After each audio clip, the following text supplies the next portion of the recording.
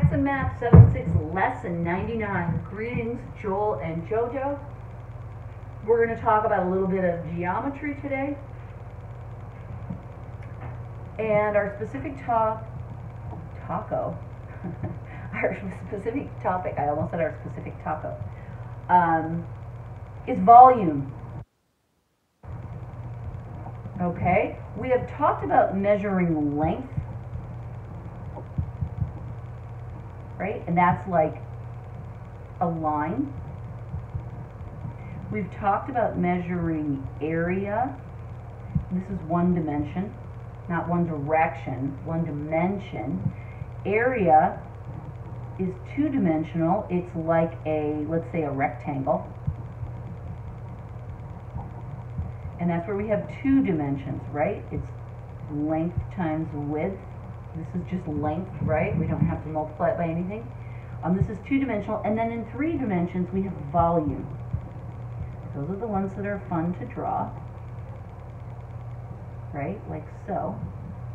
And this is not the most mathematically precise word, but it is the easiest one to conceptualize. It's a cube, right? Like a sugar cube. It's three-dimensional. And to calculate this, we're going to multiply the length times the width times the height. Okay? So, when we're creating a two-dimensional number, we use two dimensions. When we're using a three-dimensional number, we use three dimensions. Huh. That's kind of cool, right? Makes sense.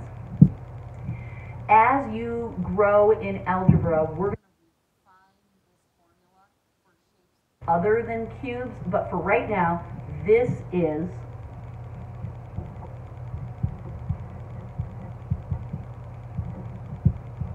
the formula that we're going to use. It's length times width times height. Now, just like with area, students often get confused. Which one's the length and which one's the width? Guess what? It doesn't matter. What we call them, as long as you're multiplying this dimension times this dimension times this dimension, you're good to go. Okay? Because we're multiplying them all together. It doesn't matter what we call them. There's our puffy cloud of knowledge. Now, if this is a confusing idea to you, John's got some pictures that might help. But let's just dive into the examples and see if we can figure it out without his help. So the first example, how many sugar cubes, 1 inch on an egg, would be needed to form this rectangular prism? And then he's got a nice picture. A rectangular prism is the fancy mathy way of saying cube. Technically, a cube is only a cube if it's the same, if its length, width, and height are the same unit. We're going to talk about that in just a minute. I happen to be drawing this on graph paper, although not precisely, but graph paper is another way we can easily measure these distances. Okay, here is our rectangular prism. Now, I didn't count out my squares properly, but this length is 5. So John has drawn 1, 2, 3, 4, 5 little units on there, so we can see it. This dimension, he says, is 3. So there's markers like that. His look a little more precise. And then it's 4 inches in this dimension, so then he shows that. So what we're supposed to imagine is that we have sugar cubes. First of all, we're supposed to imagine this is a perfect drawing. I mean, there's some work for you. Then we're supposed to imagine that it's 5 inches by 3 inches by 4 inches. So if we have these 1-inch sugar cubes, which again, I'm way out of scale, but pretend with me, how many sugar cubes would fit inside of this box, let's say? Well, this whole thing of how many sugar cubes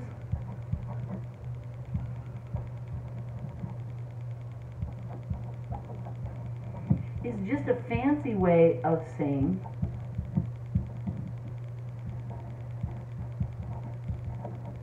what is the volume.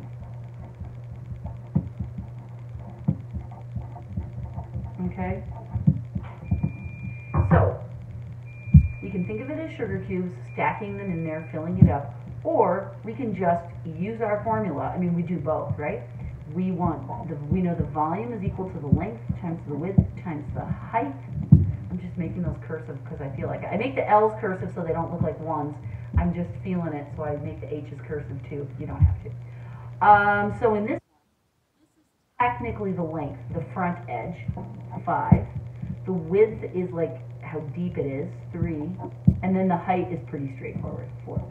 So all we have to do is measure those, multiply those together. I'm going to do 5 times 4 and get 20, because I can multiply that by 3 easily. 60 inches cubed, or 60 sugar cubes. 2 ways of saying the same thing. That's the right answer. Just multiply them together. All right. Flipping. All right. Example 2.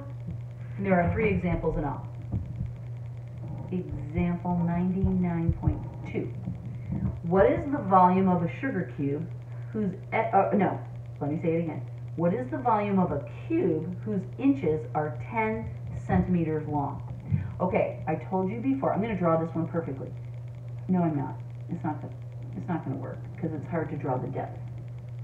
Okay, so here's my cube. Remember, a cube means, mathematically, a cube means the length equals the width equals the height. All the dimensions are the same. Okay, so here's my cube. I'm going to make it a little longer to make it look right. This is why it's hard to get the picture right, is because getting the depth to look perfect is hard. But what John tells us in this problem is that it's a cube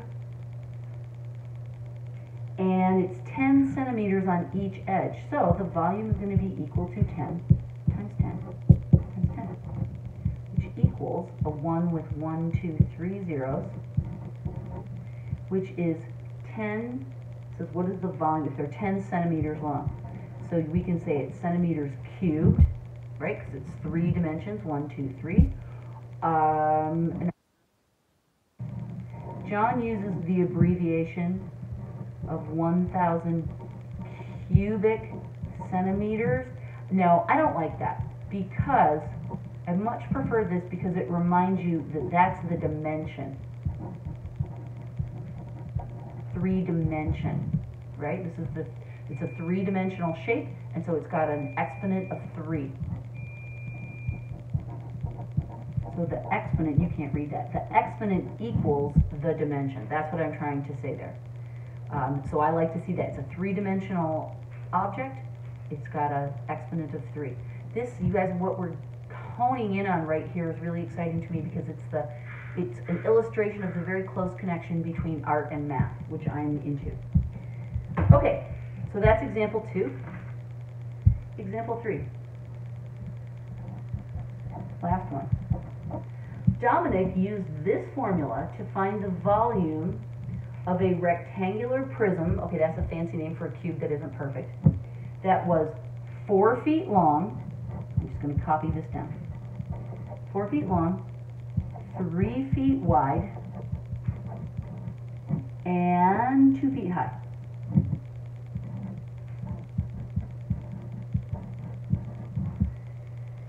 Use the formula to find the volume of the rectangular prism. Okay, remember, I'm going to write this down.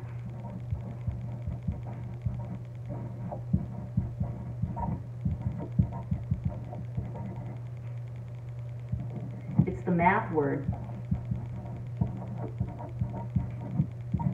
for a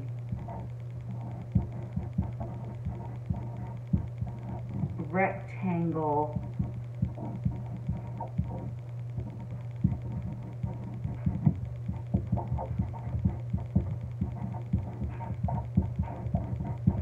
A cube is perfect, right? It's got dimensions that are exactly the same. That's what I mean by perfect. A rectangular prism is a math word for a rectangular cube that isn't perfect. So the length doesn't equal the width times the height. So technically it's not a cube, but that's an easy word to help you capture the dimensionality of it. So when you see this rectangular prism thing, don't let it freak you out. It just means a three-dimensional rectangle. All right, so now we're going to use our cool formula that we've already talked about. John's acting like it's new. And so the volume of this cube is going to be 4 times 3 times 2. Remember, it's important that you get the right measurements, but they don't have to be in any particular order. I'm going to go just in order. 4 times 3 is 12, times 2 is 24. 24. Now we look for units. Feet. It's in the problem. And it's cubed. It's a three-dimensional object, so the exponent should be a 3. Yay, that's the right answer. Good job. That's lesson 99. We will be using this and adding to this as the years go by. You'll get plenty of time to practice. This formula is exactly what you need to calculate the volume of any shape.